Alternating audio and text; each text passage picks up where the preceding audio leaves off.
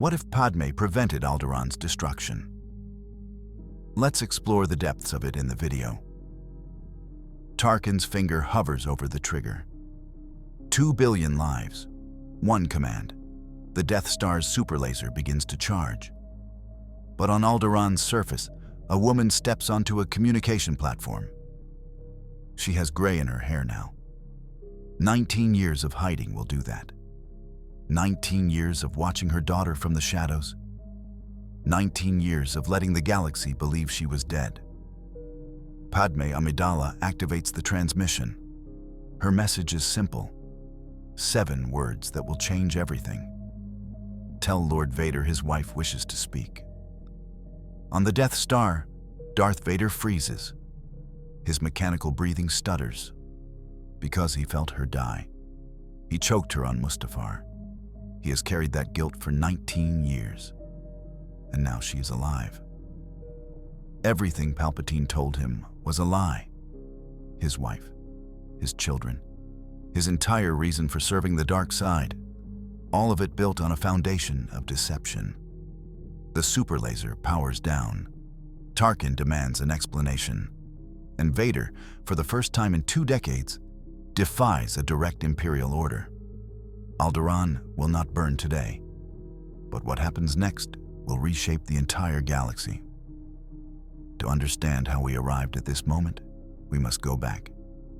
Back to the medical facility on Polis Massa, where a broken woman lay dying and 2 children drew their first breaths. The droid said she had lost the will to live.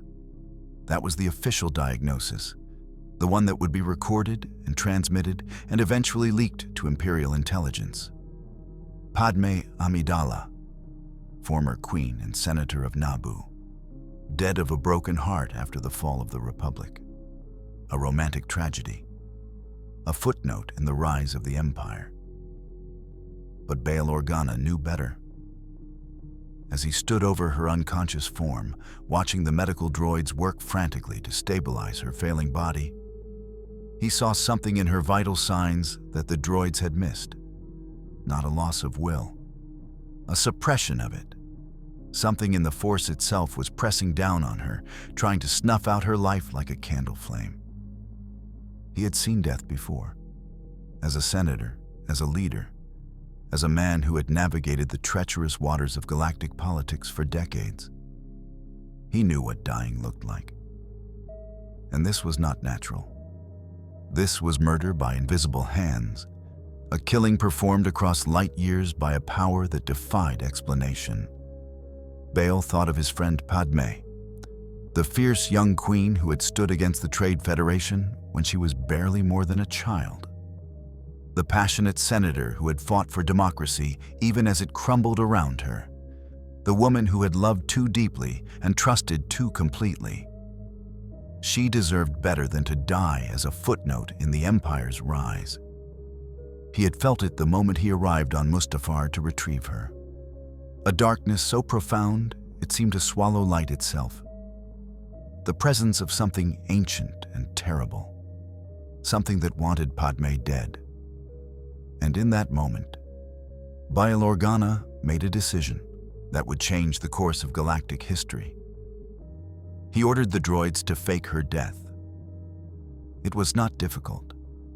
The medical facility was remote, staffed only by droids loyal to the rebellion. Obi-Wan Kenobi was lost in his grief, barely aware of his surroundings as he held the newborn Luke in his arms. And Yoda, ancient and wise, simply nodded when Bail explained his plan. The Jedi Master understood. Sometimes the greatest weapon is the one your enemy believes is destroyed. They created a body double from the facility's medical stores. They dressed it in Padmé's gown, placed the Japor snippet around its neck, and arranged it in the position of peaceful repose. They loaded the real Padmé onto Bail's ship, hidden in a medical pod designed for clandestine transport. And when Bail Organa returned to Alderaan with baby Leia in his arms, he also carried with him a secret that only 4 living beings in the galaxy knew. Padmé Amidala was alive. The recovery took months. Whatever darkness had touched her on Mustafar had left scars that went deeper than flesh. She would wake screaming from nightmares she could not remember, clawing at her throat as if invisible hands were crushing it. She would spend hours staring at nothing, trapped in memories of fire and betrayal. And she would whisper a name over and over, a name that had once meant everything to her. Anakin. Bail told her what had happened, not all at once, but in pieces, letting her absorb the horror gradually so it would not break her completely. He told her about Order 66 and the fall of the Jedi. He told her about the declaration of the Empire and the thunderous applause that had greeted it. He told her about the dark figure in black armor who now stood at the Emperor's side, a figure that had once been Anakin Skywalker, Darth Vader. Padmé did not cry when she learned the truth. She had no tears left. Instead, she asked only one question. Where are my children? Bail explained the plan. Luke would be hidden on Tatooine with Anakin's stepbrother, far from the Emperor's sight. Leia would be raised on Alderaan as Bail's adopted daughter, groomed to continue Padmé's legacy of resistance. It was the safest arrangement. The children needed to be separated, hidden, protected from the darkness that would surely hunt them if their existence was known. Padmé understood. She hated it with every fiber of her being, but she understood. She could not raise her children. She could not hold them, comfort them, watch them grow. To do so would be to paint a target on their backs, to draw the attention of the very monster that had once been their father. She had to remain dead, a ghost haunting the edges of history if her children were to have any chance at life. But she made Bail promise her one thing. She would stay on Alderaan. She would watch Leia grow even if she could never reveal herself. She would be close enough to protect her daughter, even if that protection had to come from the shadows. Bail agreed. How could he refuse? He had seen what Padmé had sacrificed for the Republic, for democracy, for the ideals that the Empire now sought to crush. He would not ask her to sacrifice her children completely. So Padmé Amidala died, and Sola Sadiq was born. It was a simple identity. A refugee from Naboo whose family had been killed in the chaos following the Empire's rise. A quiet woman with a talent for organization and a gift for remaining unnoticed. She found work in the Alderaanian government as a minor functionary, one of hundreds who kept the machinery of the palace running. She wore plain clothes and kept her hair simply styled and spoke with an accent slightly different from her native one. She became invisible, just another face in the crowd. The transformation required more than just a new name and a new wardrobe. Padmé had to unlearn everything that made her distinctive. The confident stride of a queen, the commanding voice of a senator, the sharp political instincts that had made her one of the most respected leaders in the Republic. All of it had to be buried, hidden beneath layers of carefully constructed ordinariness. She spent hours practicing her new persona in front of mirrors. She learned to walk with her shoulders slightly hunched, to speak with her eyes downcast, to move through rooms without drawing attention. It was torture for someone who had spent her life in the spotlight, but it was necessary. Any hint of her true identity would put everyone she loved in danger. The hardest part was the silence. Padmé had always been a woman of words, someone who believed that the right speech at the right moment could change the course of history. Now she had to bite her tongue, to swallow her opinions, to watch injustice unfold without comment. Every time she heard Imperial propaganda on the holonet, every time she saw stormtroopers march through the streets, every time she witnessed the casual cruelty of the New Order, she had to stay silent. It was like slowly suffocating, a death by inches that lasted 19 years, and she watched. She watched Leia take her first steps in the palace gardens, stumbling across the grass with the determined expression that Padmé recognized from her own mirror. She watched Leia learn to read, devouring books with an appetite that reminded Padmé of herself at that age. She watched Leia grow into a fierce young woman who argued with her tutors and challenged her father and dreamed of a galaxy free from tyranny. She watched, and she said nothing, because to speak would be to destroy everything. The years passed. The Empire tightened its grip on the galaxy. Worlds burned, species were enslaved. The last remnants of democracy were swept away like sand before a storm. And through it all, Padmé worked. She became one of Baal's most trusted operatives, though he was the only one who knew her true identity. She coordinated supply lines for the nascent rebellion, funneling resources to resistance cells across the galaxy. She gathered intelligence from Imperial sources, using skills she had honed in decades of political maneuvering. She trained new agents in the art of survival, teaching them how to hide in plain sight as she had learned to do. And sometimes, late at night when the palace was dark and silent, she would stand outside Leia's window and watch her daughter sleep. She would press her hand against the cold glass and imagine she could feel Leia's warmth through it. She would whisper words of love that Leia would never hear, prayers for safety that the Force seemed deaf to. Then she would return to her quarters and plan for the day when all of this would mean something. She learned about Darth Vader, not the propaganda version, the loyal servant of the Emperor who had helped destroy the Jedi. The real version. She read intelligence reports about his brutality, his efficiency, his terrifying power.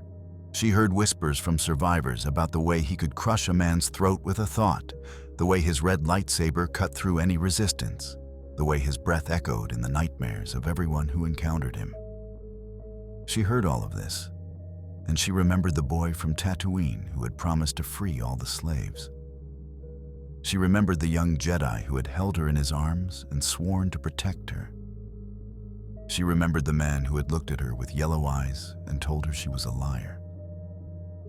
Anakin was gone. She knew that. The man she had loved had been consumed by the darkness, transformed into something unrecognizable. Darth Vader was not her husband. He was a monster wearing her husband's face. And yet, she could not entirely abandon hope, because she had seen something in those yellow eyes, in that terrible moment on Mustafar. Behind the rage and the madness and the dark side corruption, she had seen fear. Fear of losing her, fear of being alone, fear of the very darkness that was consuming him. Vader was a monster, but monsters, she knew, could be unmade. If the right leverage was applied, if the right pressure was brought to bear, if someone was willing to take the risk. She filed that thought away and continued her work. The time was not yet right. The years stretched into decades. Luke grew up on Tatooine, learning to farm moisture from the air, dreaming of something more. Leia grew up on Alderaan, learning politics and diplomacy, becoming the leader Padmé had always known she could be. The rebellion grew from scattered resistance cells into a coordinated force, a genuine threat to Imperial hegemony. And then, the Death Star was completed. Padmé heard the reports with a cold dread settling in her stomach. A weapon that could destroy planets. A weapon that could render entire worlds into asteroid fields. A weapon that made the Empire's military might irrelevant, because what army could stand against the annihilation of everything they were fighting for? The intelligence came in fragments at first. Whispers from deep cover agents about a secret project. Rumors from smugglers who had seen massive shipments heading to an unknown location. Pieces of a puzzle that, when assembled, painted a picture of horror beyond imagination. A battle station, 100 kilometers in diameter, armed with a super laser capable of shattering a planet's core, crewed by hundreds of thousands of soldiers, technicians, and officers. The ultimate expression of imperial power, designed not just to conquer worlds, but to terrify them into submission. She knew immediately what it meant. The Death Star was not just a weapon, it was a statement.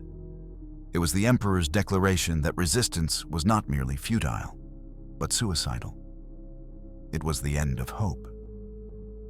The rebellion had always known they were outgunned. They fought a guerrilla war, striking at soft targets and retreating before the Empire could respond. They relied on mobility, secrecy, and the support of sympathetic populations. They could not win a direct confrontation with the Imperial Navy, but they could survive.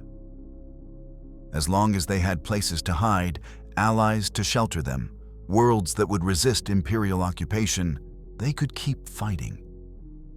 They could wait for the Empire to make mistakes, to overextend, to crumble from within. Victory would take decades, perhaps centuries, but it was possible. The Death Star changed that calculus entirely. With a weapon that could destroy planets, the Empire no longer needed to occupy rebellious worlds. They could simply annihilate them. Every hidden base, every sympathetic population, every hope of sanctuary could be erased in an instant. The galaxy would not resist an empire that could end civilizations on a whim, unless it could be destroyed. The rebellion threw everything they had into discovering the Death Star's weakness. Agents died, cells were compromised, entire networks were torn apart by Imperial intelligence. But slowly, painfully, they began to piece together the truth. The station had a flaw, a thermal exhaust port that led directly to the main reactor. A precise hit could destroy the entire weapon. They just needed the plans. Padmé was coordinating the intelligence network on Alderaan when word came that the plans had been stolen. Rogue One, they called themselves. A team of rebels who had given everything to retrieve the Death Star schematics from the Imperial archives on Scarif. They had succeeded, but at a terrible cost. The entire team was dead. The plans were being transmitted to the rebel fleet. And then the Death Star had arrived over Scarif and demonstrated exactly what it was capable of. Padmé watched the footage in horror. One moment, there was a battle. The next, there was only fire. The blast wave expanded across the planet's surface, incinerating everything it touched. Mountains crumbled. Oceans vaporized. Millions of lives ended in an instant of light. And she knew, with terrible certainty, that it would happen again. That the Empire would use this weapon to crush any world that dared to resist. That Alderaan, with its open support of the rebellion, would be near the top of the list. She tried to warn Bale. She begged him to evacuate the planet, to scatter the population to a dozen different systems before the Death Star could arrive. But Bale refused. Evacuation would take weeks they did not have. It would alert the Empire to their fear and invite immediate retaliation. And most importantly, it would abandon the millions of Alderaanians who had no means of escape. Alderaan would stand. Alderaan would resist. And if Alderaan fell, it would fall with dignity. Padmé wanted to scream at him. She wanted to shake him until he understood that dignity meant nothing when you were dead. But she saw the resolve in his eyes, the same resolve she had once carried herself, and she knew that arguing was useless. Instead, she began to plan. The news came 3 days later. Princess Leia Organa had been captured by Imperial forces. She had been carrying the Death Star plans, attempting to deliver them to the rebellion, when Darth Vader's flagship had intercepted her vessel. She was now a prisoner aboard the Death Star itself. Padmé felt the floor drop out from beneath her. Her daughter, her Leia, in the hands of the Empire. in the hands of Vader. For a moment, she could not breathe. For a moment, she was back on Mustafar, watching the man she loved become something terrible, feeling invisible hands crushing her throat. For a moment, she was lost. Then the moment passed, and Padmé Amidala returned. She accessed every intelligence channel she could reach. She gathered every scrap of information about the Death Star's position and Leia's status. She learned that Tarkin had interrogated Leia personally, that she had resisted, that she had given them nothing. She learned that the Death Star was now en route to Alderaan, that Tarkin intended to use the planet as a demonstration of Imperial power. And she learned that Vader was on board. The pieces fell into place with terrible clarity. Padmé saw exactly what was about to happen. Tarkin would threaten to destroy Alderaan unless Leia revealed the location of the rebel base. Leia would refuse because Leia was her mother's daughter. And Padmé had never backed down from tyranny in her life. Tarkin would destroy Alderaan anyway, because the demonstration was the point, because terror was the tool the Empire used to maintain control. 2 billion people would die. Her daughter would watch her home burn. And then Leia would be executed, another victim of the Emperor's new order. Unless Padmé did something. She stood in her quarters, staring at the wall, running through scenarios in her mind. Direct assault was impossible. Sabotage from within required access she did not have. Political pressure meant nothing to a weapon that could end civilizations. There was no military solution, no diplomatic solution, no rational solution. But there was one thing she had that no one else did. She was Darth Vader's wife.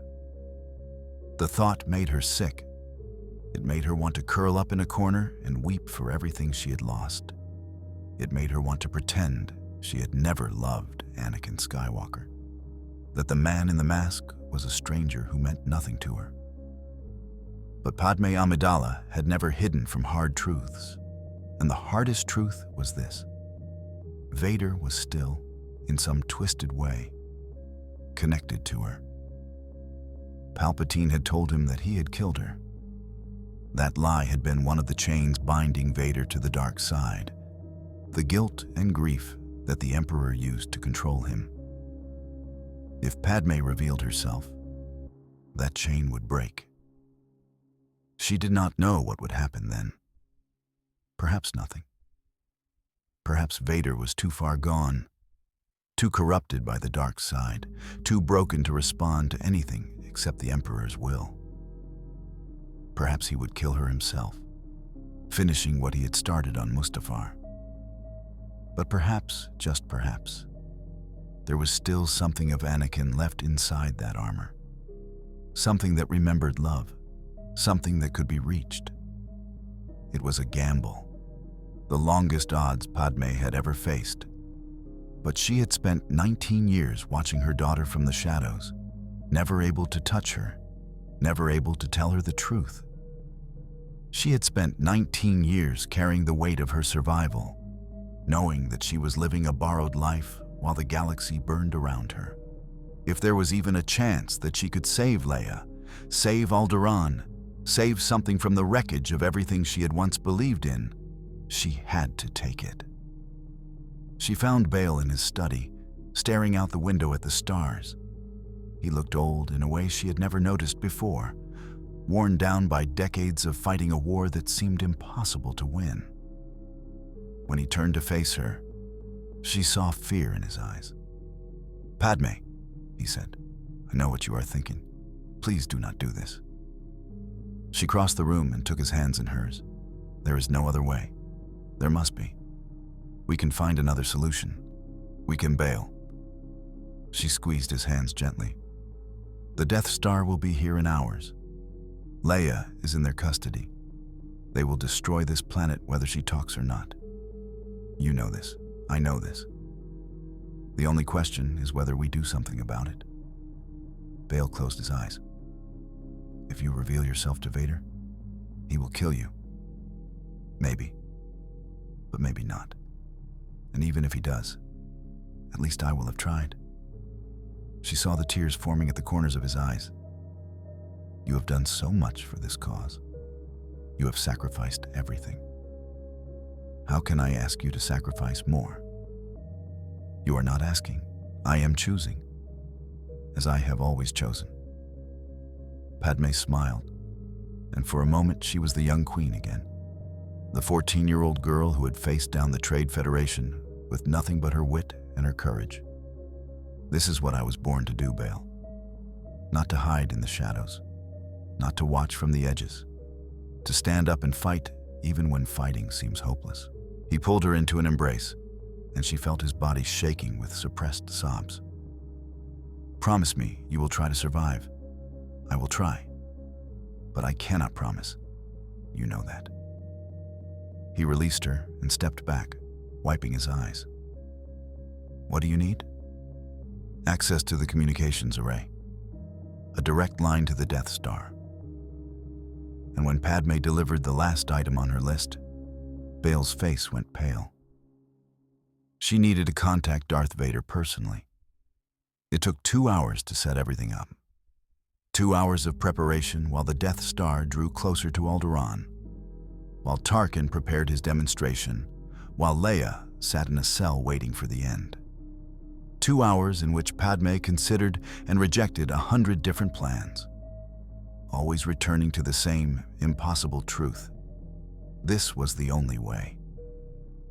She recorded a message. It was brief, barely 10 seconds long, but she knew it would be enough. Tell Lord Vader that his wife wishes to speak with him. She transmitted the message on an Imperial military frequency, one that she knew would be routed directly to the Death Star's command structure. Then she waited. On the Death Star, Grand Moff Tarkin was in the middle of his final preparations when the communication came through. He read the message twice, certain he had misunderstood. Vader's wife, Padmé Amidala. She had died 19 years ago, killed by Vader himself according to Imperial records. And yet the message came from Alderaan, from the heart of the royal palace, from a source that had somehow accessed secure Imperial frequencies. It could be a trick. It probably was a trick. Some desperate ploy by the rebellion to delay the inevitable. But Tarkin had not risen to his current position by dismissing possibilities out of hand. He forwarded the message to Vader with a single notation: investigate. In his meditation chamber, Darth Vader received the message. For a long moment, he did not move. His respirator hissed in the silence, the only sound in the black void of his sanctuary. Then he reached out with the Force, extending his senses across the vast distance between the Death Star and Alderaan. He searched for deception, for the telltale signatures of rebel subterfuge. He searched for the familiar presences he had learned to identify, the Force sensitives who might be attempting to manipulate him. What he found was something else entirely. A presence he had not felt in 19 years. A presence he had thought extinguished, snuffed out by his own hand on that burning world. A presence that had haunted his dreams every night since. A ghost that would not let him rest. Padmé. His mechanical hand clenched into a fist. His respirator stuttered, the rhythm breaking for just a moment before the suit systems compensated. He could feel her, distant but unmistakable. She was alive. She was on Alderaan. She was waiting for him. The lie Palpatine had told him. The lie that had bound him to the dark side for 19 years. The lie that had made him believe he had killed the only person he had ever truly loved. It had been a lie. Vader rose from his meditation chamber and strode toward the bridge. Officers scrambled to get out of his way, sensing the terrible fury radiating from him like heat from a sun. He did not speak. He did not need to. His presence alone was enough to clear a path. Tarkin was waiting for him, a slight smile playing at the corners of his lips. "Lord Vader, I trust you received the message. I will deal with this personally." "Of course. But I must insist that our timetable remain unchanged. The demonstration will proceed as planned." Vader turned to face him, and even Tarkin, who feared nothing in the galaxy except perhaps the Emperor himself, took an involuntary step backward. There was something different in Vader's stance, something unstable in the force around him. "You will delay the demonstration until I have investigated this matter." Tarkin's smile disappeared. "I have my orders directly from the Emperor. Alderaan will be destroyed on schedule." For a long moment, neither man moved. The bridge crew watched in terrified silence, caught between two of the most powerful figures in the Empire. Then Vader spoke, his voice like a blade wrapped in velvet. "Bring me a shuttle. I will go to the surface personally. And the demonstration will wait until I return." Tarkin considered arguing. He considered invoking the Emperor's authority, reminding Vader of his place in the Imperial hierarchy. But something in those black lenses, something in the set of those armored shoulders, told him that pushing further would be unwise. "Very well. But I will give you 2 hours, Lord Vader. No more." Vader did not respond. He simply turned and walked toward the hangar bay, his cape billowing behind him like a flag of war. On Alderaan, Padmé watched the shuttle descend through the atmosphere. She stood on the landing platform of the royal palace, alone except for the wind that whipped through her graying hair. Bail had wanted to stand with her. She had refused. This was something she needed to do by herself. The shuttle was an Imperial Lambda class, sleek and predatory in design. It cut through the clouds like a blade, leaving contrails in its wake. As it approached, Padmé felt her heart pounding against her ribs. 19 years. 19 years since she had last seen him, last touched him, last felt his presence in the Force, even though she herself was not Force sensitive. 19 years since he had choked her on that burning world and left her for dead. She remembered everything about that day. The heat of Mustafar's lava rivers, the acrid smell of volcanic ash, the yellow fire in his eyes as he accused her of betrayal, the invisible pressure around her throat as the man she loved tried to kill her. She remembered the darkness closing in, the world fading to black, the last thought she had before unconsciousness claimed her. "This is not the man I married." The shuttle touched down with a hiss of hydraulics and cooling engines. For a moment, nothing moved. Then the ramp lowered, and a figure emerged. He was larger than she remembered. The armor added bulk to his frame, turning him into a walking fortress of black metal and dark purpose. His respirator echoed across the landing platform, a mechanical heartbeat that seemed to pulse in time with her own. Each breath was a reminder of what he had become, of the damage that had been done to his body, of the machine that now kept him alive. Padmé did not move.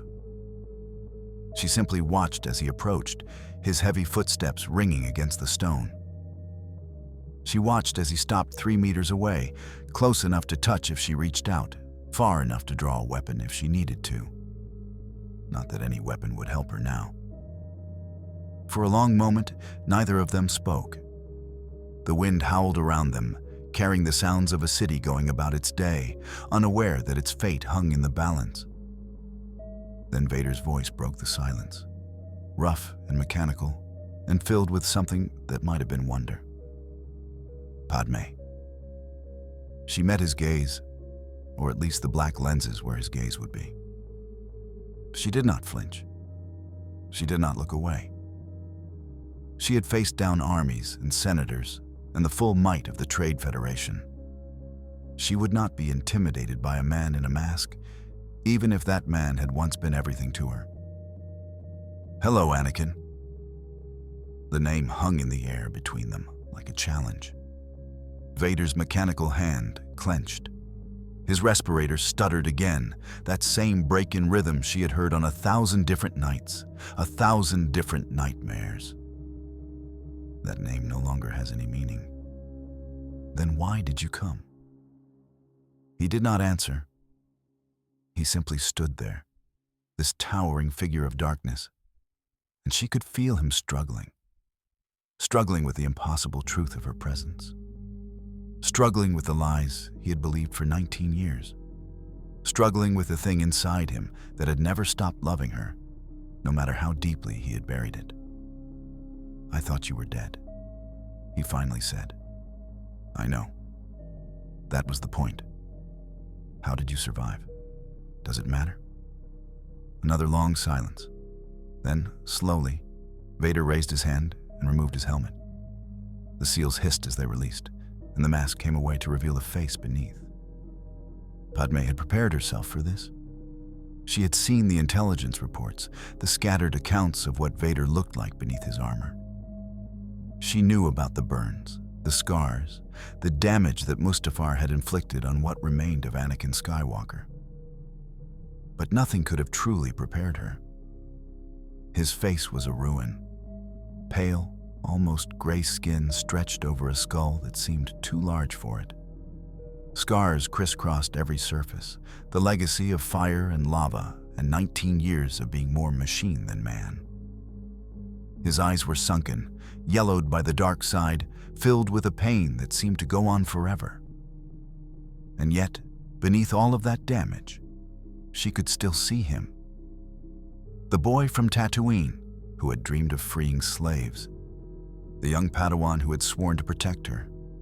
The man who had held her in his arms and promised they would be together forever. "Anakin," she whispered. "Oh, Anakin, do not pity me." His voice was different without the mask, rougher and more human. "I do not want your pity. This is not pity. This is grief. For what we lost. For what we could have been." He turned away from her, unable to meet her eyes. "What we could have been died on Mustafar.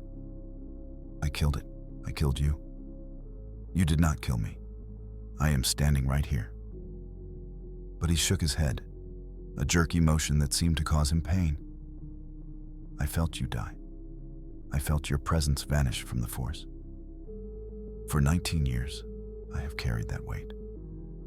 For 19 years, I have known that I destroyed the only thing I ever loved." Padmé stepped closer, close enough to touch him if she dared. "Palpatine lied to you. He told you I was dead because he wanted you broken. He wanted you bound to him by guilt and grief. He used your love for me as a chain to keep you enslaved." Vader's eyes closed. She could see the conflict raging within him, the war between the darkness that had consumed him and the light that refused to die. She pressed forward, knowing that this was the moment, the hinge point on which everything turned. "But I am not dead, Anakin. I survived. I have been watching you for 19 years, waiting for this moment, waiting for the chance to tell you the truth." "What truth?"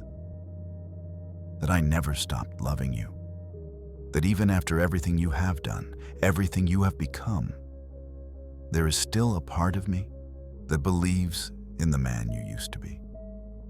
That believes he is still in there, buried beneath the armor and the pain and the darkness." Vader's eyes opened, and for a moment she saw something flicker in them, something that looked almost like hope. Then it died, crushed beneath the weight of 19 years of atrocity. "The man I used to be is gone. There is only Vader now." "I do not believe that." "It does not matter what you believe." He turned back toward his shuttle, replacing his helmet with mechanical precision. Alderaan will be destroyed. Tarkin will not be deterred. You should not have come here, Padmé. You should have stayed hidden. You should have let the dead stay dead and let our daughter die with her homeworld. He froze. The word hung in the air, charged with impossible significance. Daughter. Padmé saw his shoulders stiffen, saw his mechanical hand clench into a fist, saw the slight tremor that ran through his massive frame. She had not meant to reveal this, not yet. But she was running out of time, and she needed every weapon she could muster. Leia, she said. Princess Leia Organa. Your daughter, Anakin, our daughter. She's on that space station right now, in a cell, waiting to be executed after you destroy her home. Vader did not move. He did not speak. He simply stood there, frozen in place, as the truth tore through him like a lightsaber, through flesh. You are lying. I am not lying. I have never lied to you. She is your daughter, Anakin. She has your fire, your passion, your stubbornness. She has been fighting the Empire her entire life because she believes in something better. She is everything you could have been if Palpatine had not stolen you from us. Vader's respirator was cycling rapidly now, the mechanical breathing pattern disrupted by some internal storm. His hand was raised, trembling, as if he wanted to reach out to her, but could not quite bring himself to do it. A daughter. Yes. My daughter. Yes. She saw the moment the truth fully registered. She saw the yellow fade from his eyes just for an instant, replaced by something clear and blue and achingly familiar. She saw the man beneath the monster, struggling to break free. And then she saw the mask come down again, the walls rebuilding themselves, the darkness reasserting control. This changes nothing, he said, but his voice was different now, uncertain, almost pleading. Tarkin will not be stopped. The Emperor has ordered Alderaan destroyed, then defy him. I cannot. You can.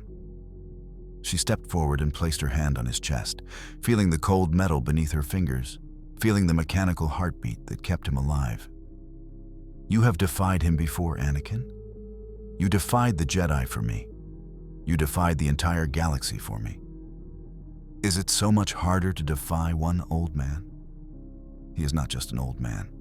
He is your master. I know. But he does not have to be. You have a choice, Anakin. You have always had a choice. The dark side did not take that from you, no matter what Palpatine told you.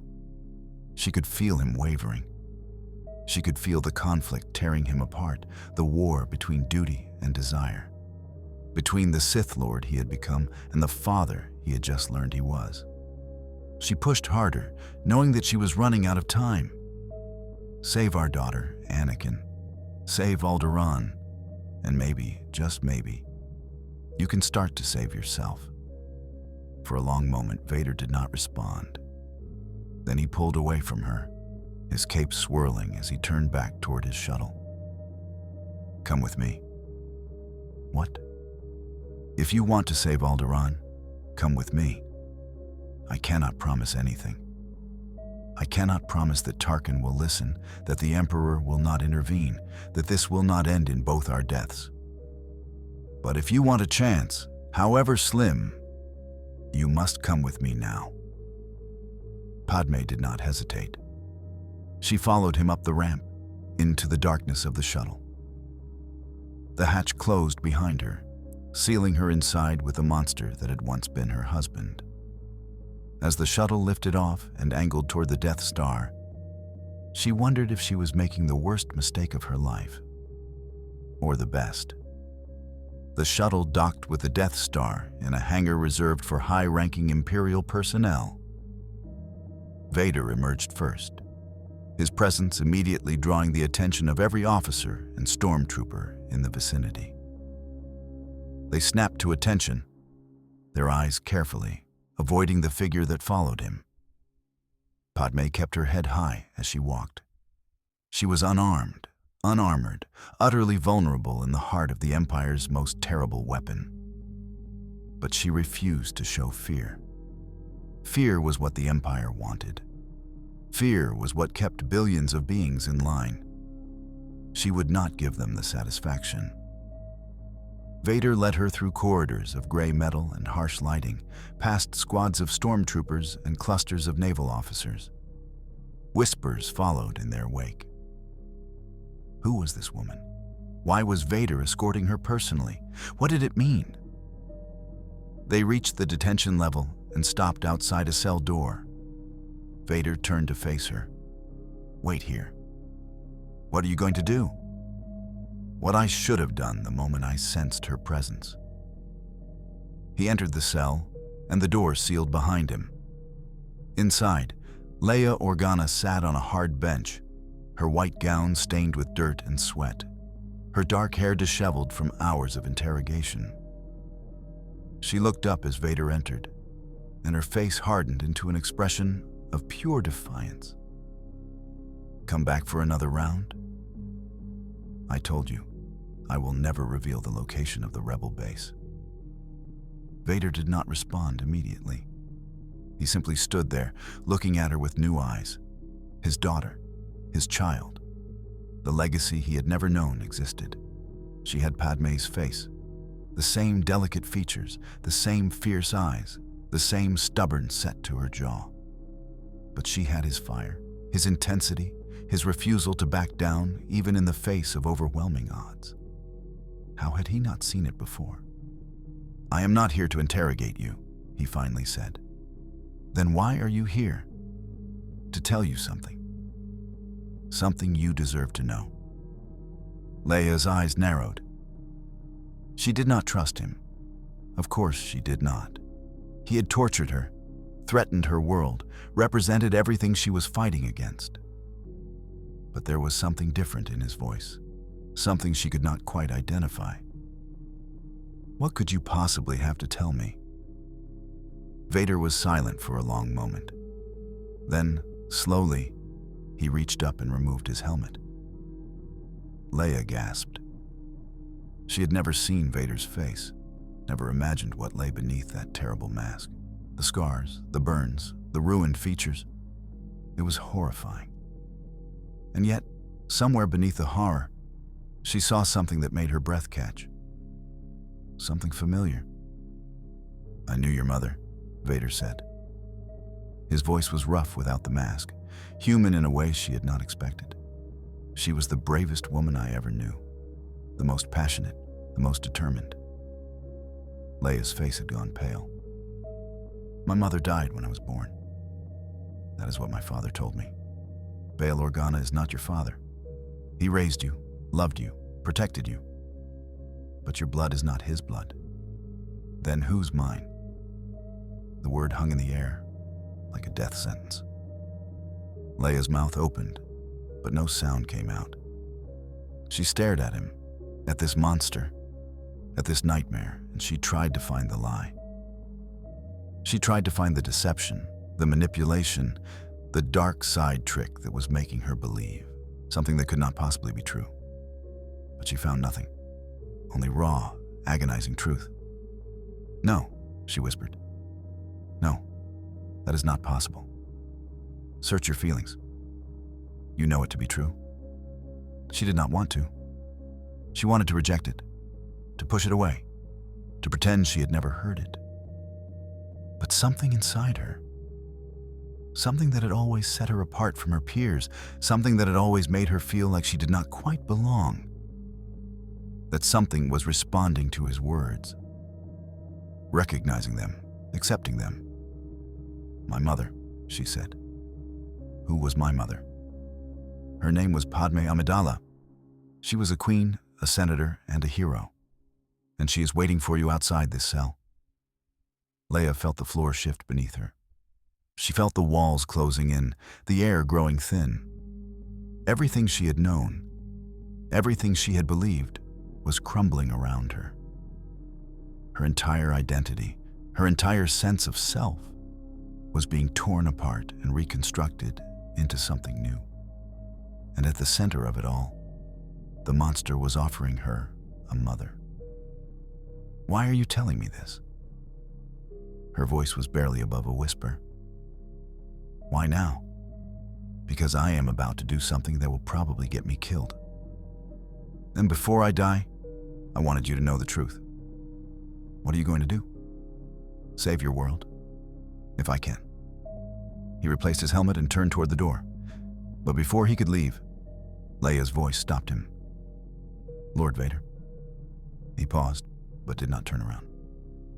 "If what you say is true, and my mother is truly here, I want to see her. You will, after this is over, one way or another." He left the cell and found Padmé exactly where he had left her, standing rigid against the wall, her face a mask of controlled emotion. She looked up at him as he emerged. How is she? Confused, angry, afraid. She has every right to be. Did you tell her? Yes. And she needs time. We all do. But first, we must deal with Tarkin. They made their way to the bridge, Vader leading the way through corridors that seemed to grow more hostile with every step. Officers who had previously averted their eyes now watched them openly, suspicion and curiosity mingling in their gazes. Something was wrong. They could feel it. The Dark Lord of the Sith was acting strangely, and the woman beside him was a mystery that demanded explanation. Tarkin was waiting for them on the command bridge, his thin frame silhouetted against the massive viewport. Through the transparent steel, Alderaan hung like a jewel against the blackness of space. So close, so vulnerable. "Lord Vader," Tarkin said, turning to face them. "I trust your investigation was productive." He glanced at Padmé with barely concealed disdain. "And who is this?" "This is Padmé Amidala." The name hit the bridge like a concussion grenade. Officers froze at their stations. Conversations died mid-sentence. Every eye turned to the woman standing beside Vader. Tarkin's expression did not change, but his eyes narrowed fractionally. "The senator from Naboo. I was under the impression she had been dead for 19 years. "Impressions can be deceiving," Padmé said, "as you are about to learn." "Is that so?" Tarkin's voice was ice. "I do not know what game you're playing, Lord Vader, but I suggest you end it quickly. We are on a schedule. The schedule has changed." "I beg your pardon?" Vader stepped forward, placing himself between Tarkin and the firing controls. "Alderaan will not be destroyed." The bridge fell utterly silent. Even the hum of machinery seemed to fade, as if the station itself was holding its breath. Tarkin stared at Vader with an expression of pure disbelief. "You cannot be serious. I have never been more serious in my life." The Emperor himself ordered this demonstration. "You would defy his direct command?" "Yes." Tarkin's composure cracked for just a moment, a flicker of uncertainty crossing his features before the mask slammed back into place. "Then you leave me no choice." He turned to the gunnery officer. "Fire on Alderaan. Full power." The officer hesitated, glancing between Tarkin and Vader with the expression of a man caught between two predators. "I gave you an order," Tarkin snapped. The officer's hand moved toward the firing controls, and then froze. Literally froze. His arm hung in midair, trembling as invisible force gripped him like a vice. Around the bridge, other officers found themselves similarly immobilized, their bodies refusing to obey their commands. Vader stood with his hand raised, the force flowing through him like a river of darkness. "No one will fire that weapon." Tarkin's face went red with fury. "This is treason. This is mutiny. The Emperor will." "The Emperor is not here. I am." He released the officers, who collapsed against their stations, gasping for breath. Then he turned his attention to Tarkin, and even the Grand Moff felt a chill run down his spine. "You have two choices, Governor. Stand down and allow me to handle this situation, or die where you stand." "You would not dare." "The Emperor." "The Emperor," Vader said, his voice dropping to a lethal whisper, "told me that I killed my wife, that I murdered her with my own hands. He lied to me for 19 years, using my grief as a leash to keep me obedient." He gestured toward Padmé. As you can see, his information was incorrect. Tarkin's eyes flicked to Padmé, reassessing the situation with the cold calculation that had made him one of the Empire's most dangerous leaders. "Whatever personal issues you have with the Emperor, they do not change our mission. Alderaan is a hotbed of rebel activity. Its destruction will send a message that the galaxy will never forget. The only message it will send is that the Empire is ruled by fear. And fear, Governor, is a weapon that cuts both ways." The standoff stretched for seconds that felt like hours. Neither man blinked. Neither man moved. The fate of 2 billion souls hung in the balance, suspended between two wills that refused to yield. Finally, Tarkin made his decision. Kill them both. The bridge erupted into chaos. Stormtroopers opened fire from positions around the perimeter. Officers dove for cover. Alarms began to wail as the station went to red alert. The first volley of blaster fire should have killed them both. A dozen stormtroopers firing simultaneously, their weapons trained on the woman who had dared to challenge Grand Moff Tarkin. But Vader was faster. His lightsaber ignited with a crimson hiss, and he moved like a force of nature. The blade became a wall of light, spinning and twisting in patterns too fast for the eye to follow. Blaster bolts that should have struck Padmé were deflected away or absorbed into the blade. They ricocheted across the bridge, striking consoles and viewports, turning the orderly command center into a scene of destruction.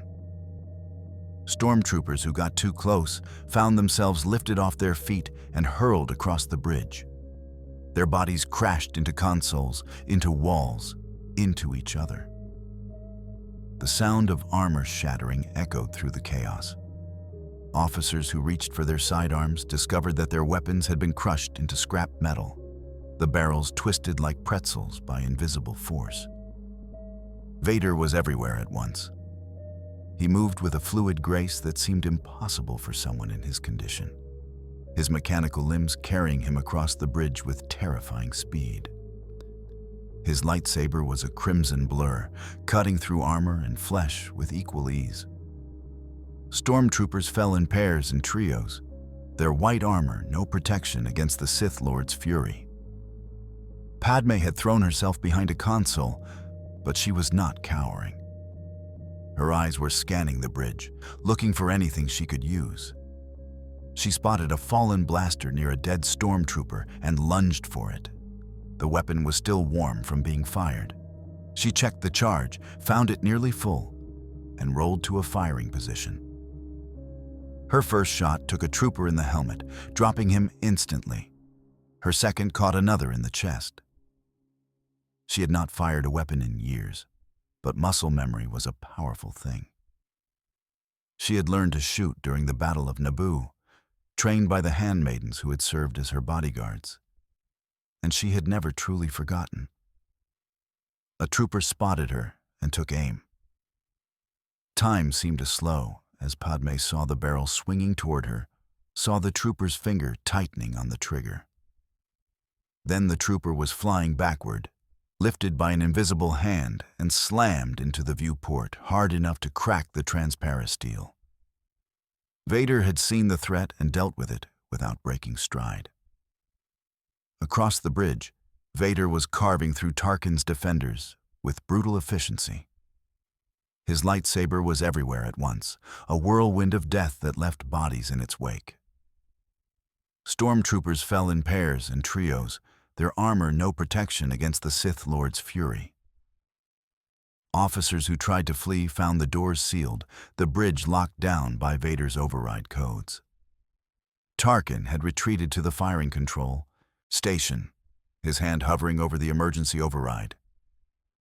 If he could just reach it, if he could fire the weapon before Vader reached him, then all of this would be moot. His fingers brushed the switch, and then his hand stopped, gripped by an invisible force that would not release him. He looked up to find Vader standing before him, lightsaber raised, eyes burning with yellow fire behind his mask. "You should have listened." The blade came down. The battle ended as quickly as it had begun.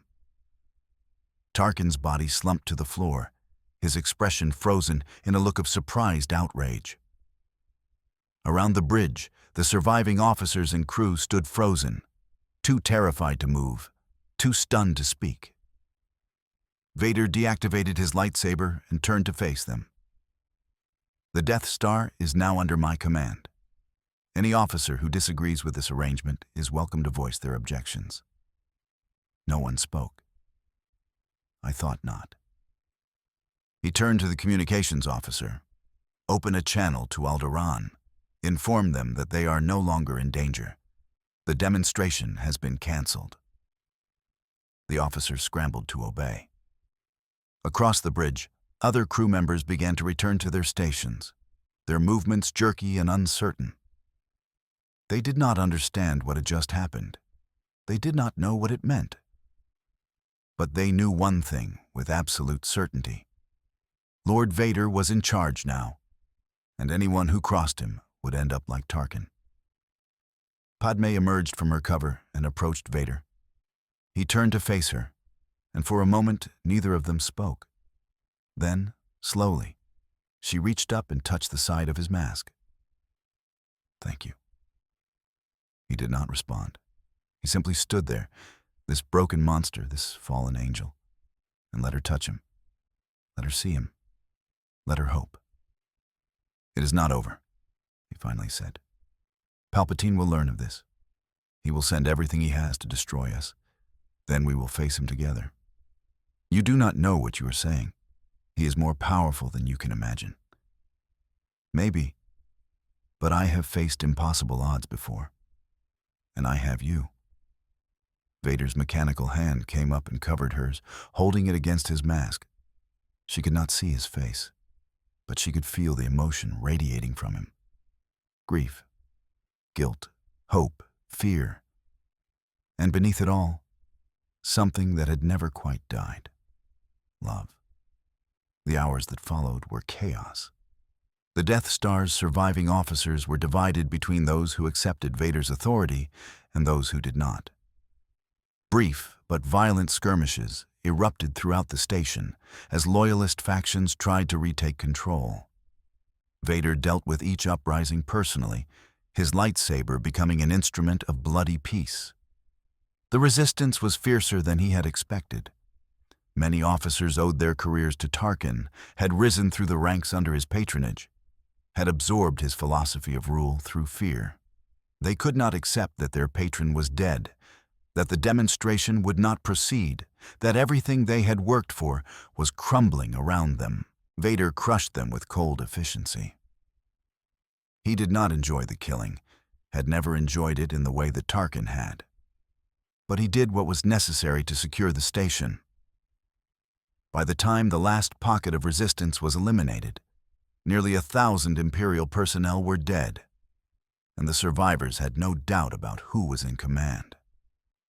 Meanwhile, Padmé took charge of the diplomatic situation.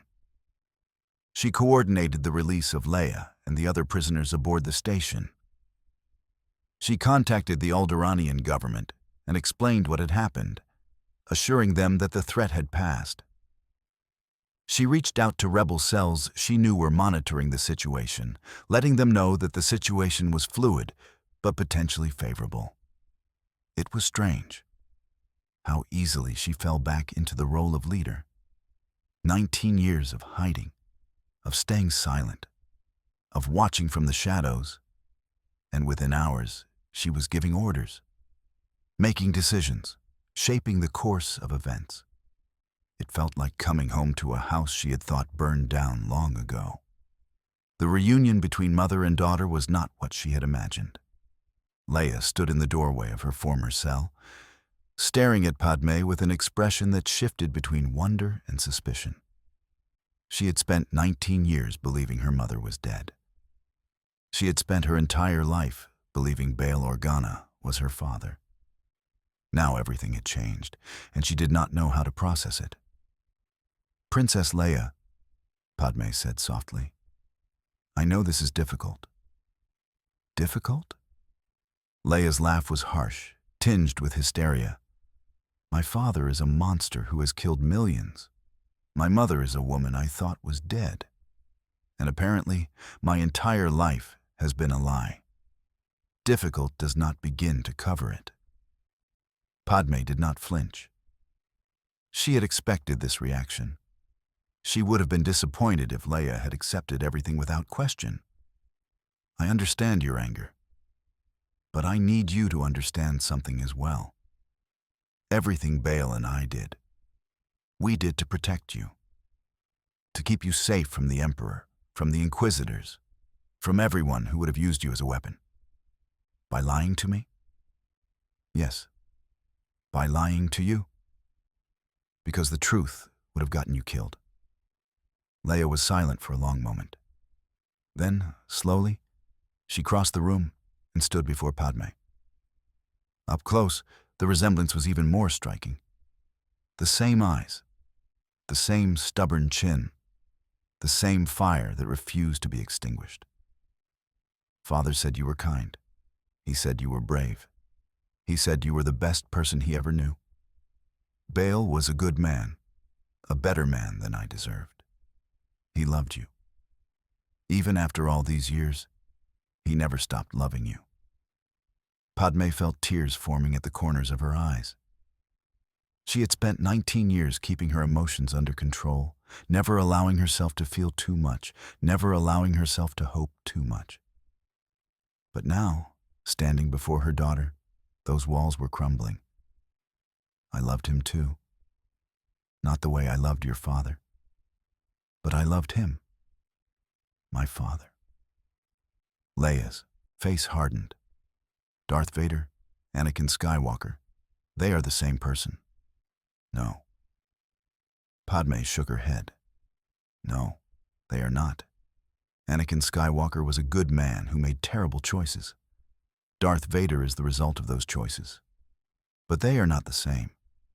And the fact that Anakin chose to save Alderaan, chose to defy Palpatine, chose to risk everything for you, that tells me that Anakin is still in there, fighting.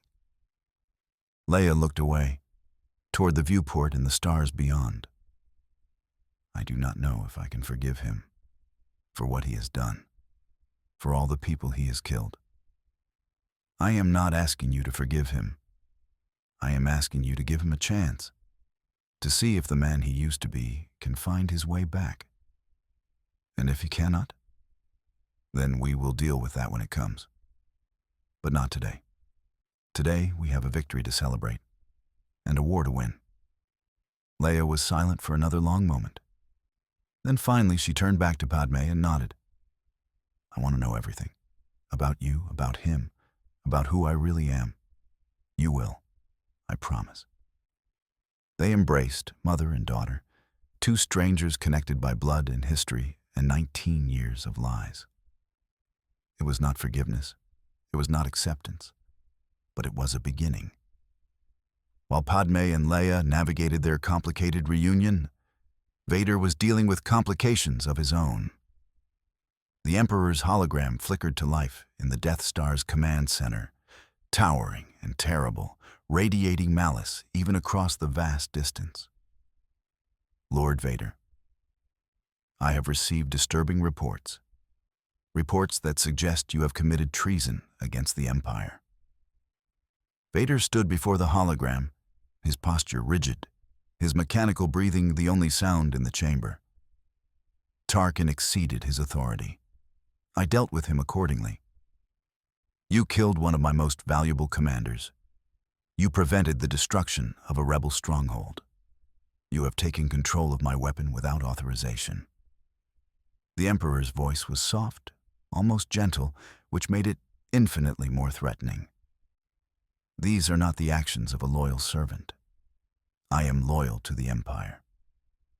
But I am not loyal to lies." A flicker of surprise crossed Palpatine's features. "Lies? Padmé Amidala is alive. You told me I killed her. You told me her death was on my hands. For 19 years I carried that weight. For 19 years, I believed I had murdered the only person I ever loved." Vader's voice dropped to a growl. "You lied to me." The Emperor was silent for a long moment. Then slowly, a smile spread across his withered features. "So, she survived. I wondered for a time. But I assumed the trauma of your betrayal had been sufficient to finish her. It seems I underestimated her resilience. You used my grief to control me. I used everything to control you." The Emperor leaned forward, his yellow eyes burning. "Your anger, your fear, your love, your hate. Every emotion you felt, I channeled into the dark side. I made you powerful, Lord Vader. I made you everything you are. You made me a slave. I made you a weapon, and weapons do not question their wielders." Vader's hand clenched into a fist. The dark side energy in the room spiked, causing consoles to spark and lights to flicker. "I am done being your weapon." For a moment, something dangerous flickered in Palpatine's eyes. Then the mask of benevolence returned. "You are upset. I understand. The revelation about your wife has unsettled you. But consider carefully before you act on these emotions, my apprentice. I created you. I can just as easily destroy you. You are welcome to try." The challenge hung in the air between them. Master and apprentice facing each other across the galaxy. The bond between them stretched to its breaking point. Then Palpatine laughed, a cold, cruel sound that echoed through the chamber. "Very well. If you wish to stand against me, then stand. But know this, Lord Vader, I will not come for you alone. I will come with everything the Empire has. Fleets, armies, every Inquisitor, every dark side adept, every weapon at my disposal. I will burn you and everyone you care about until nothing remains but ash." The hologram flickered out. Vader stood in the darkness, his breathing echoing in the empty chamber. He had just declared war on the most powerful being in the galaxy. He had just thrown away everything he had built over the past 19 years, and he had never felt more free. The days that followed were a blur of activity. Vader moved quickly to secure his position, using the Death Star as a rallying point for Imperial officers and troops who were disillusioned with the Emperor's rule. There were more of them than anyone had suspected. The Empire's cruelty had bred resentment even among its own ranks. Meanwhile, Padmé reached out to the rebellion. Her resurrection was a shock that rippled through the resistance movement like a shockwave. Padmé Amidala, the hero of Naboo, the voice of democracy in the dying days of the Republic, alive after all these years. It was a symbol that the rebellion desperately needed. Bail Organa was among the first to respond. His face appeared on the holoscreen, aged and tired, but alive with hope. Padmé. When I heard the news, I hardly dared to believe it. It is true, old friend. I am here, and I bring an ally you might not expect. Lord Vader. Bail's expression shifted, a complex mixture of hope and wariness. Can he be trusted? I believe he can. The Emperor lied to him about my death. That lie was the foundation of his loyalty. Now that foundation has crumbled. And if he betrays us, then we will deal with it. But I do not believe he will.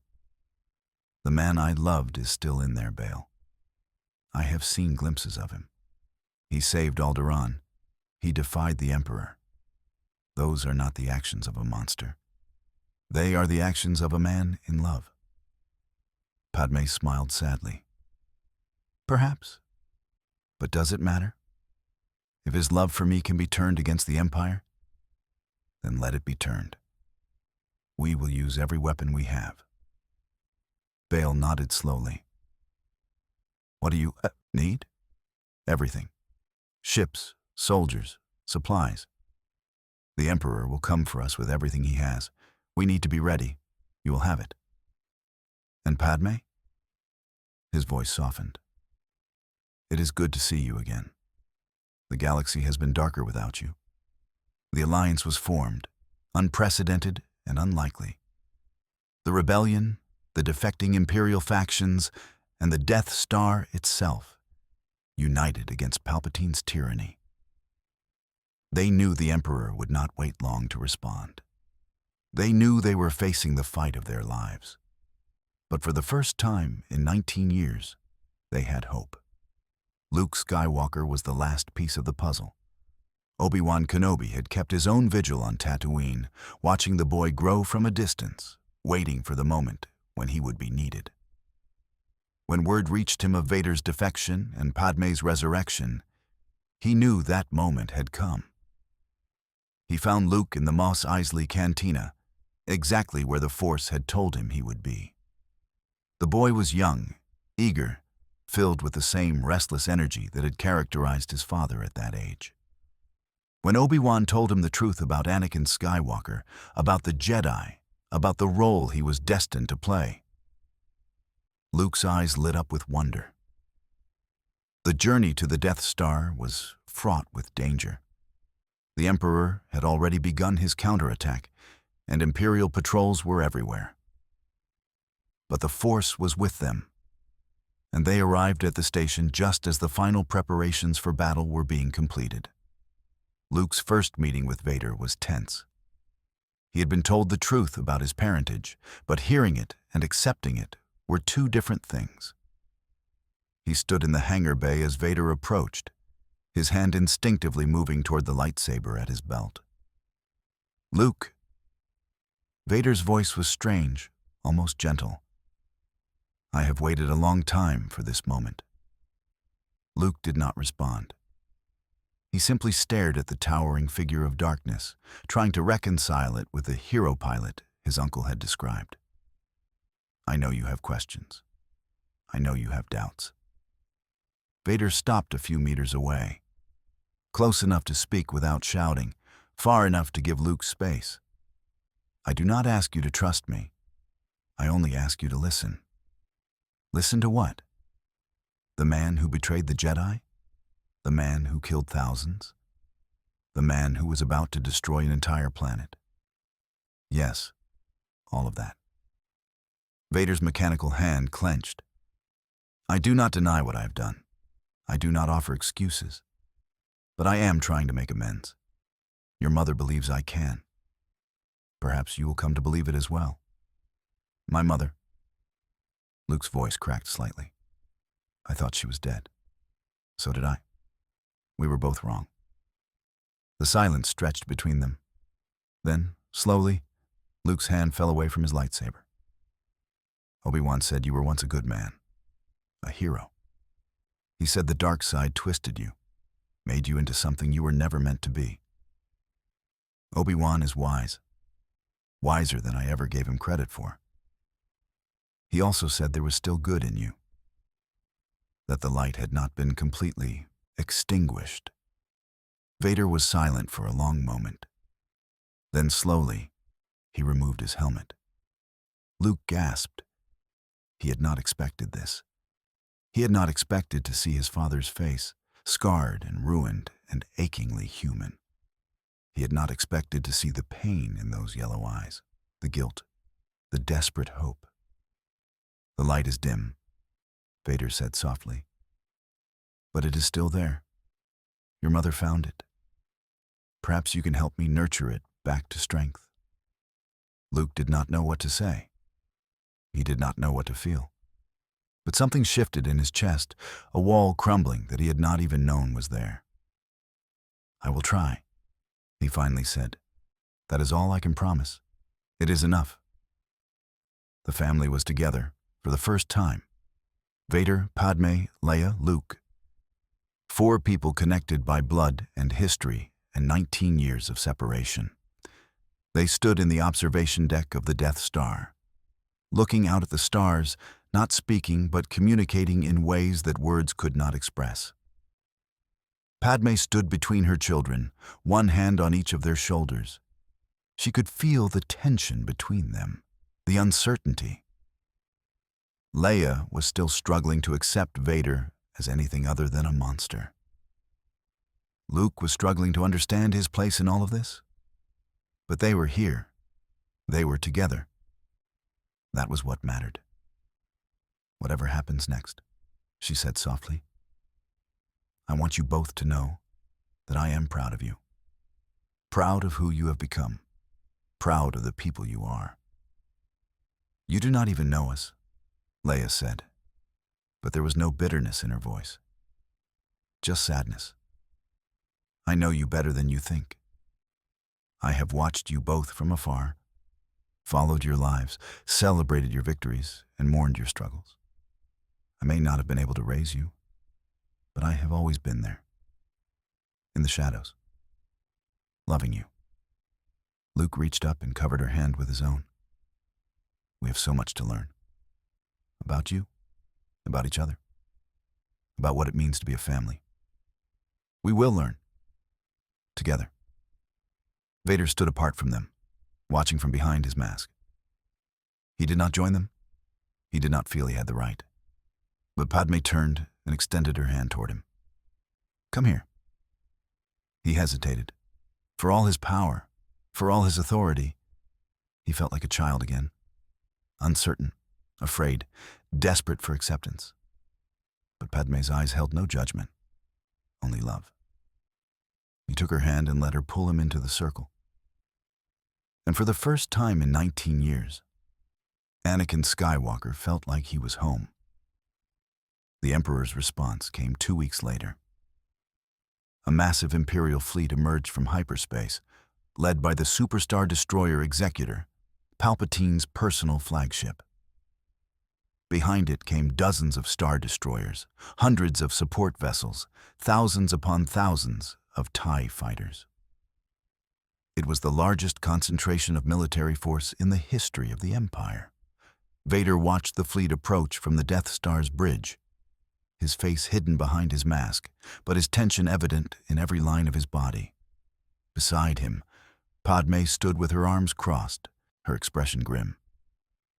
"He brought everything," she said. "He wants to make an example of us. Show the galaxy what happens to those who defy him. Can we win?" Vader was silent for a long moment. Then, slowly, he shook his head. "No, not conventionally. Their numbers are too great, their firepower too overwhelming. Even with the Death Star, we cannot defeat them in open battle." "Then what do? We do what the rebellion has always done. We fight smarter. We use their size against them. And we hope that the galaxy is watching."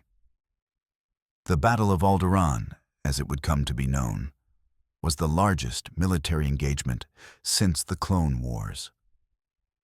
The rebel fleet, bolstered by defecting Imperial ships and the terrifying presence of the Death Star, faced Palpatine's armada in a conflict that would determine the fate of the galaxy.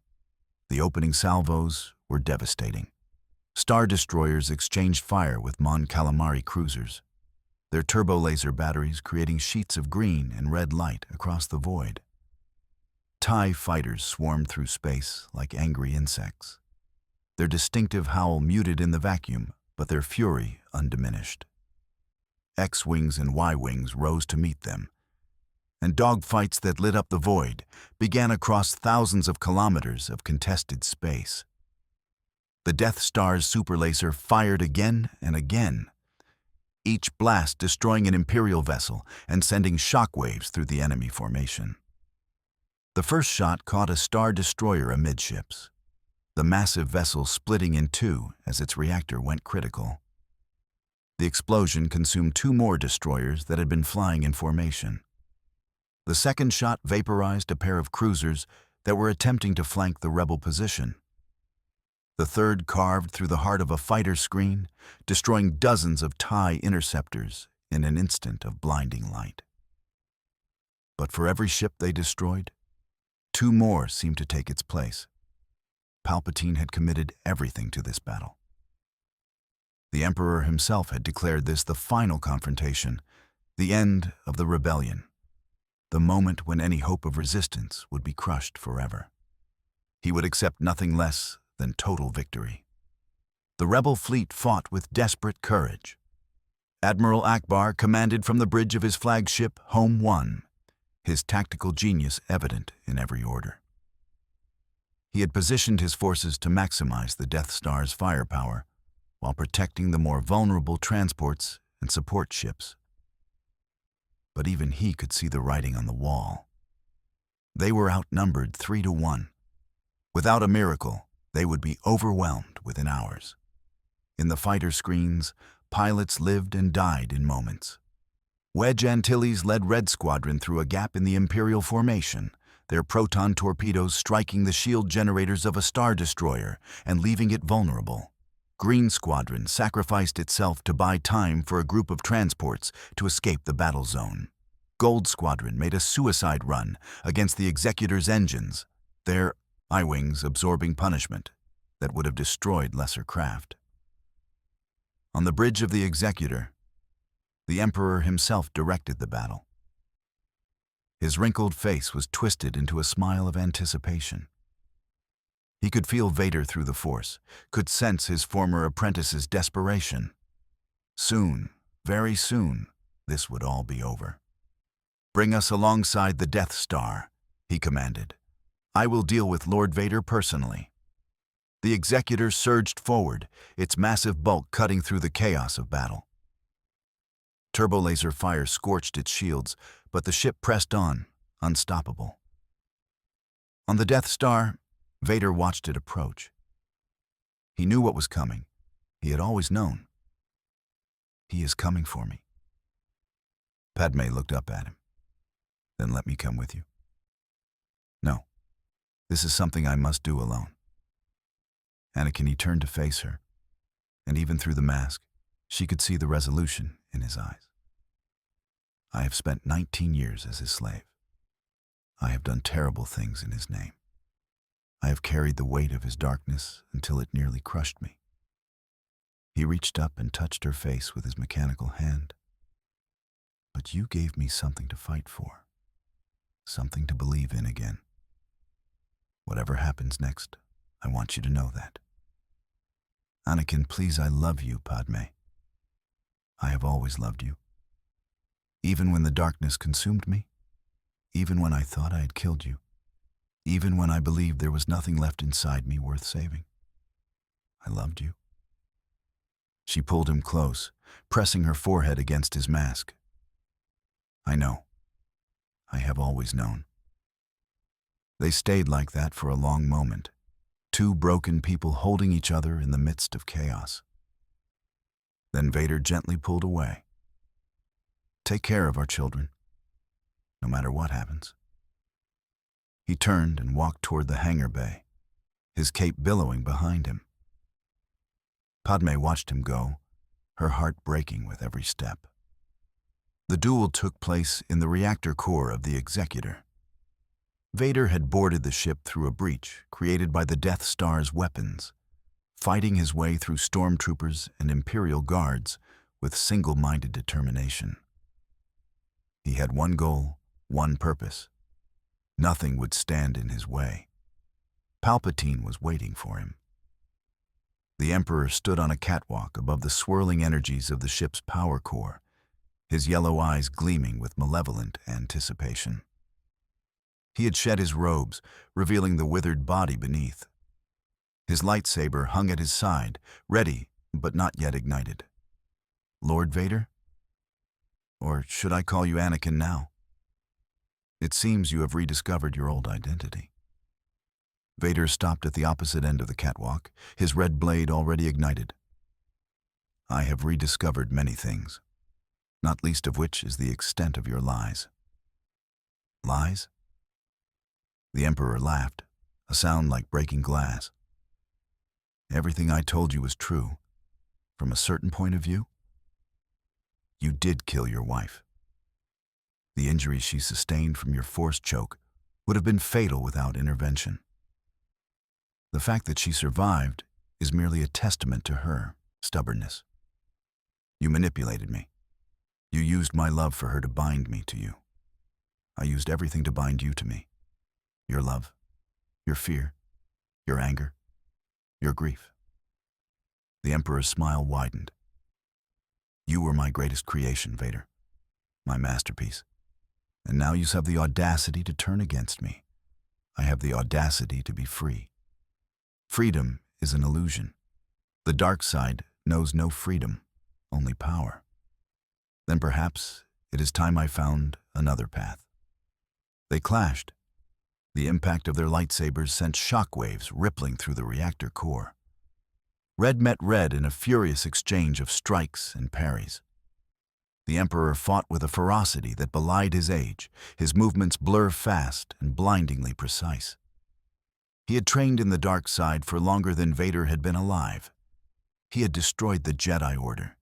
He had conquered the galaxy. He was the most powerful Sith Lord in 1,000 years. Vader responded with raw power, each blow carrying the weight of 19 years of suppressed rage. His mechanical limbs gave him strength that no organic body could match. His pain, channeled through the dark side, became fuel for his attacks. He had been Palpatine's weapon for so long. Now he would turn that weapon against its maker. They dueled across the catwalk, their blades leaving trails of crimson light in the air. The heat of their conflict sent steam rising from the metal beneath their feet. Sparks flew as their lightsabers clashed, again and again, neither combatant willing to give ground. The Emperor cackled as he deflected Vader's attacks, clearly enjoying the challenge.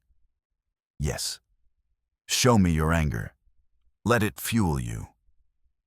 Vader did not respond. He simply pressed harder, his attacks becoming more aggressive, more desperate. He knew he was outmatched. The Emperor had always been the stronger of them. During those rare training sessions, Palpatine had always held back, content to correct his apprentice's technique rather than demonstrate his true power. But Vader had felt it lurking beneath the surface. The vast, terrible strength that had allowed Palpatine to defeat 4 Jedi Masters simultaneously. The power that had corrupted the entire Republic from within. He would not stop. He could not stop. Not with Padmé watching. Not with his children fighting for their lives. Not with the fate of the galaxy hanging in the balance.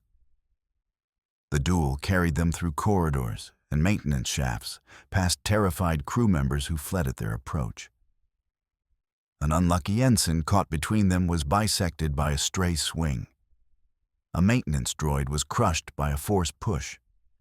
Every surface they touched was scarred by lightsaber burns or force impacts. They fought through the ship's command levels, leaving destruction in their wake. Consoles sparking and walls scarred by lightsaber strikes. The alarms that had been wailing fell silent as the systems controlling them were destroyed. The only sounds were the hum of lightsabers, the clash of plasma against plasma, and the Emperor's mocking laughter. Finally, they reached the bridge. Officers scrambled for cover as the 2 Sith Lords crashed through the doors, still locked in their deadly dance. Palpatine was laughing now, a high, manic sound that echoed through the chamber. Do you see now, my apprentice? Do you understand? You cannot defeat me. You have never been able to defeat me. I am the dark side made flesh. He unleashed a torrent of force lightning, catching Vader full in the chest. The Dark Lord screamed as electricity coursed through his suit, frying circuits and searing flesh. He fell to his knees, his lightsaber clattering from his grasp. And now it ends. Palpatine raised his hands, preparing to deliver the killing blow. "No." The voice came from behind him. Palpatine turned, surprise flickering across his features. Luke Skywalker stood in the doorway, his father's old lightsaber ignited in his hands. Behind him, Leia and Padmé took positions, their own weapons ready. "This ends now," Luke said. Palpatine's surprise transformed into delight. "Ah, the children. How delightful. And the senator as well. It seems the entire family has come to witness Vader's demise." "We have come to end your reign," Padmé said, "one way or another." The Emperor laughed and raised his hands. "Then come. Let us see if the children are more capable than the father." Luke moved first, charging forward with a battle cry. Leia followed, her blaster firing in rapid succession. Padmé hung back, providing covering fire and looking for openings. Palpatine met them with contemptuous ease. He deflected Luke's lightsaber strikes with one hand while catching Leia's blaster bolts with the other. His force lightning lashed out at them, forcing them to scatter. But they were not alone. On the floor, Vader stirred. His suit was damaged, his body broken. The Emperor's lightning had fried circuits throughout his armor. Warning lights flickered across his internal display, telling him of catastrophic failures in life support, motor control, and environmental systems. He had minutes to live, perhaps less. But he was not finished. Not yet. He reached out with the Force, gathering every scrap of power he had left. It was harder than it had ever been. The dark side had been his companion for 19 years, a familiar weight that had given him strength even as it consumed him. But the dark side was fed by hate, by fear, by the desire for power. And in this moment, Vader felt none of those things. He thought of Padmé, of the way she had looked at him on that landing platform, without fear, without judgment, of the way she had touched his mask and called him by his true name, of the love in her eyes, unchanged after 19 years of separation. He thought of Luke and Leia, the children he had never known, the family he had sacrificed everything to save. Luke, so earnest and hopeful, believing in a goodness that Vader had thought long dead. Leia, fierce and defiant, carrying all of her parents, fire and none of their weaknesses. He thought of all the terrible things he had done, all the lives he had taken, all the darkness he had embraced, the Jedi he had slaughtered, the younglings he had murdered, the planets he had terrorized in the Emperor's name. The weight of it was crushing, a mountain of guilt that should have buried him forever. And then he let it all go. The light surged through him like a cleansing fire. It burned away the darkness, the corruption, the chains that had bound him for 19 years. It filled him with something he had not felt since he was a boy on Tatooine, dreaming of the stars. Hope. Not the desperate hope of a slave dreaming of freedom. Not the false hope that Palpatine had offered, promises of power and control. True hope. The kind that came from knowing you were not alone, that people loved you, that redemption was possible even for someone who had fallen as far as he had. Anakin Skywalker rose. What? Palpatine spun, his eyes widening with shock. Anakin's eyes had changed. The yellow was gone, replaced by a clear, brilliant blue. His presence in the Force had transformed, shifting from dark to light, with a power that shook the very foundations of the ship. The crew members who were still conscious fell to their knees, overwhelmed by the sheer magnitude of the change. Impossible! No, Anakin said, and his voice was different now. Younger, stronger, more like the man he had once been. Not impossible, just unexpected. He raised his hand, and Palpatine flew backward, slamming into the viewport with bone-crushing force. The Emperor struggled to rise, but Anakin was already on him, his recovered lightsaber igniting with a brilliant green glow. Green, not red, the color of the Jedi he had once been. "You cannot do this," Palpatine shrieked. "The dark side is your destiny." "My destiny," Anakin said, "is my own." He brought the blade down. The death of the Emperor sent shockwaves through the Force. Dark side users across the galaxy felt it like a physical blow, their connection to their master severed in an instant of searing light.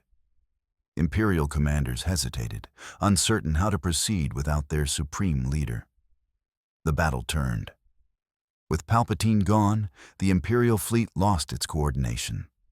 Ships began to break off, some fleeing into hyperspace, others surrendering to the rebels.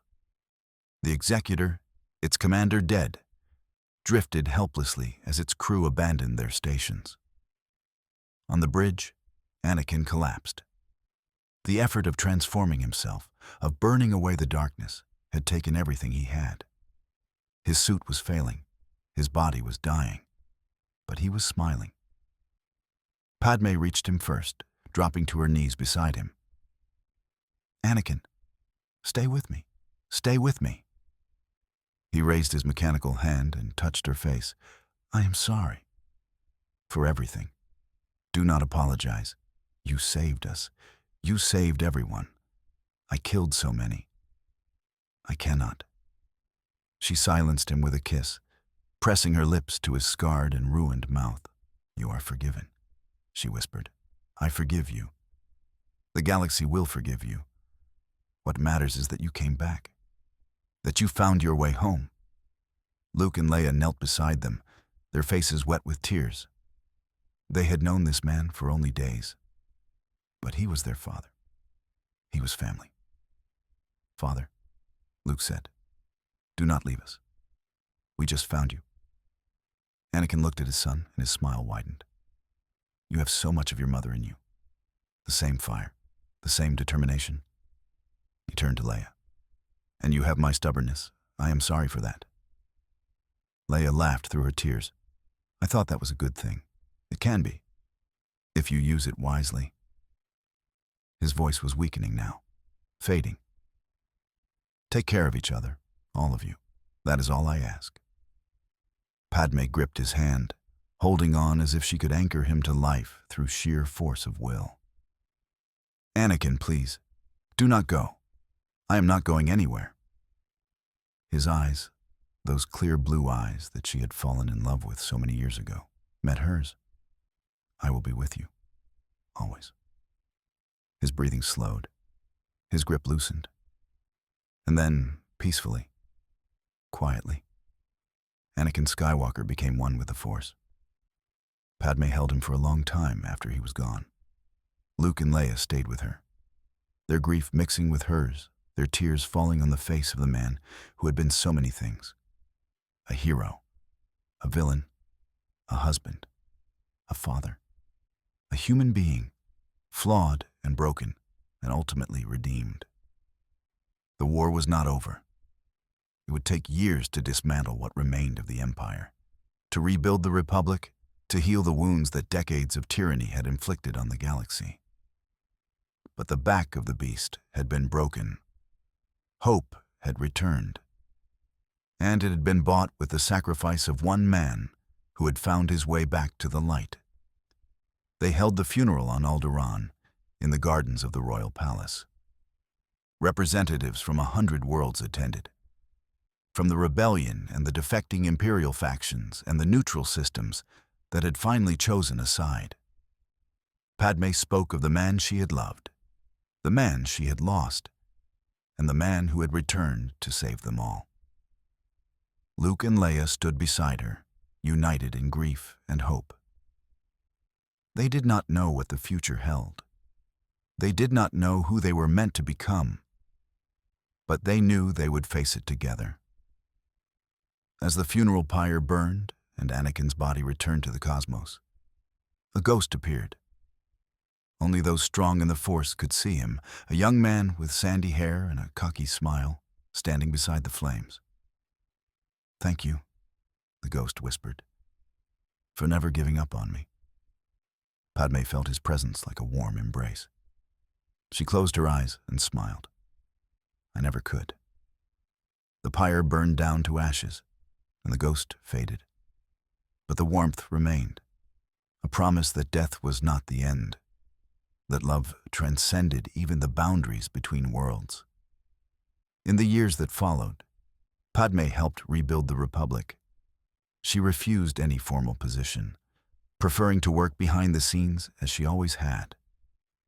But her influence was felt in every treaty, every reform, every step toward a more just galaxy. The task was monumental. The Empire had not merely conquered the galaxy, it had systematically dismantled every institution that had made democracy possible. The Senate had been corrupted, then dissolved. The courts had been replaced by military tribunals. The free press had been silenced, replaced by imperial propaganda. Even the concept of planetary sovereignty had been eroded, with governors answering directly to Coruscant rather than to their own people. Padmé threw herself into the work with the same passion she had brought to the old Republic. She helped draft the new Constitution, a document that learned from the failures of its predecessor. Stronger checks on executive power, more robust protections for individual rights, mechanisms to prevent the concentration of authority that had allowed Palpatine's rise. She mediated disputes between worlds that had been on opposite sides of the war.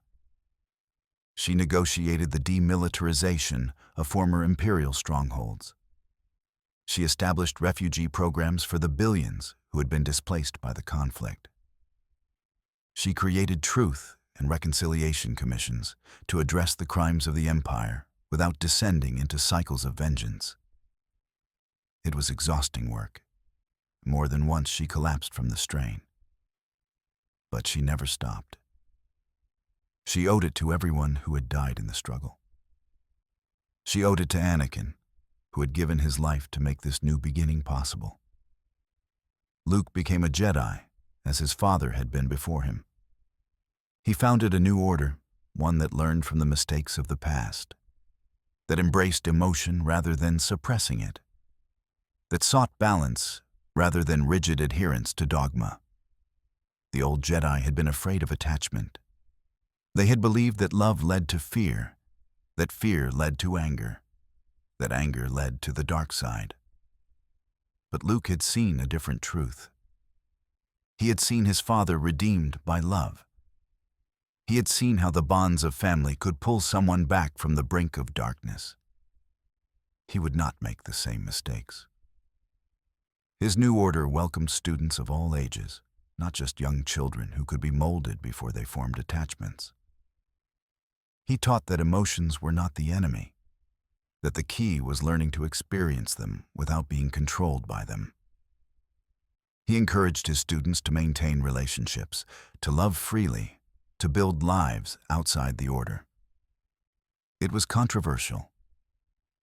Survivors of the old Jedi Order questioned his methods.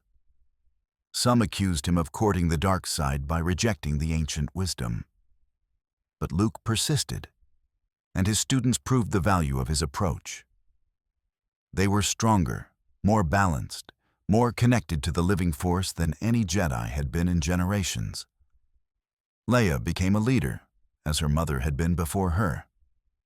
She rose to become one of the most respected voices in the new Senate, a champion of democracy and justice, who carried her parents' legacy into a new generation. She struggled at first. The revelations about her parentage were difficult to accept, even after everything she had witnessed. Darth Vader was her father, the monster who had tortured her, who had threatened her world, who had committed atrocities beyond counting.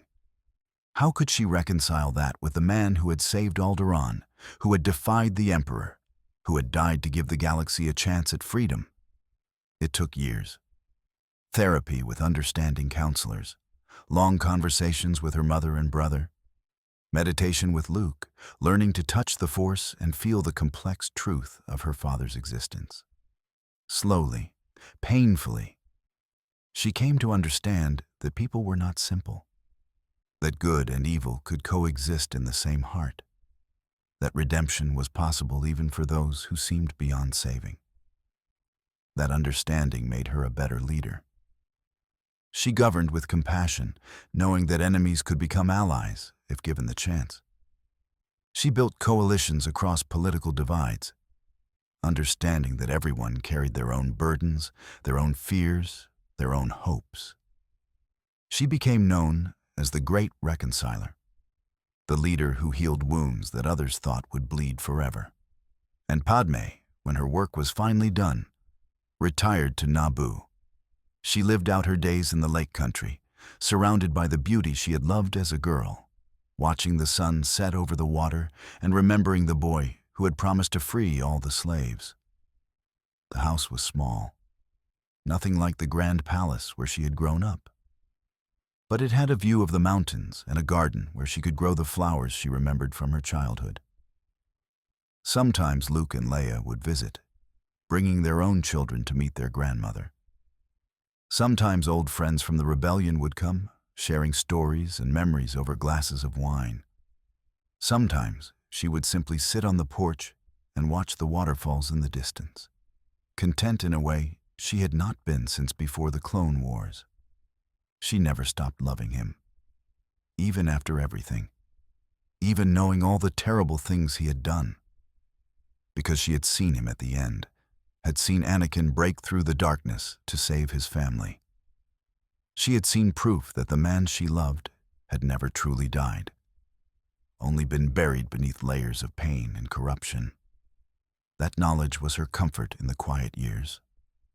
That knowledge was what she held on to when the nights grew cold and the memories grew heavy.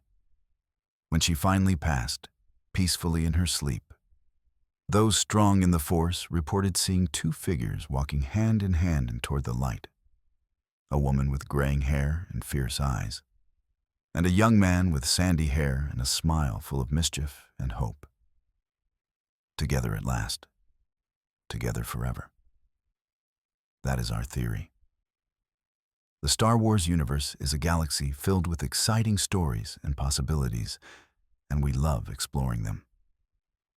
If you want to accompany us on this journey to a galaxy far, far away, then please like, share, and subscribe to our channel.